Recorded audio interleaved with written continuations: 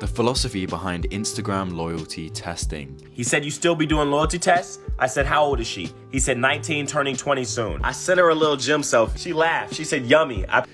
Yeah, it's a bit of a weird one today. I don't know how to explain. A while ago, if you asked a kid their dream job, they'd probably say something like astronaut or footballer. But now, an Instagram loyalty tester is up there. But what on earth is it, and how does it connect to philosophy? Well, through some extensive research, I found out. Before loyalty test, so this guy DM'd me. He said, "Yo, I'm thinking about." So this guy DM'd me. He said, "Yo, you still doing loyalty test?" So this guy DM'd me. He said, "Yo." It seems to be a hot person, typically, who tests if people's partners are willing to cheat. But this gets more interesting when you realize we've been doing this for a really, really long time.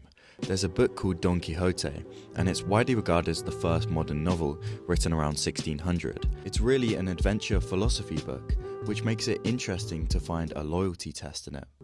In Don Quixote's version, this guy Anselmo is really quite sure that his wife is faithful, but just needs that final bit of certainty to overcome his insecurity. So after a lot of convincing, he gets his best friend to test her.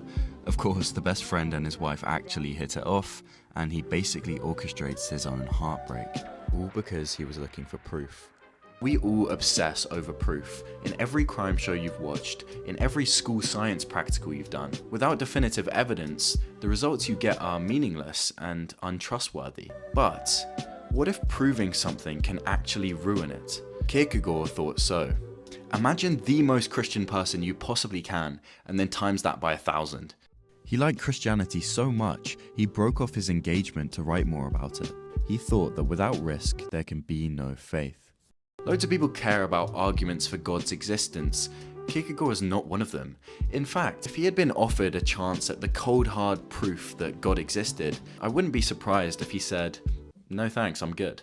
He uses the example of Abraham in the Bible. God asks Abraham to sacrifice his son, and instead of Abraham asking a million questions like, "How do I know you're God?" or even a simple question like, "Why?" Abraham just does it. He ties Isaac up, climbs the mountain, and then when he's just about to kill him, God steps in. They sacrifice a ram instead, and Isaac presumably needs therapy. Kierkegaard read this and became the #1 Abraham fanboy.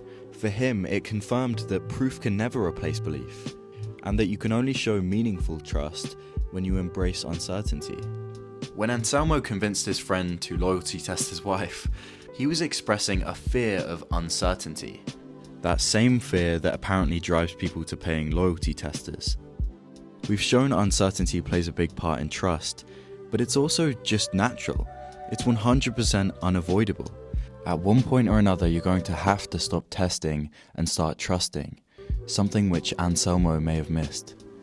The irony is, in the end, Anselmo destroyed his marriage looking for proof, and I'm pretty sure loyalty tests reveal who's paranoid way before they reveal who is faithful.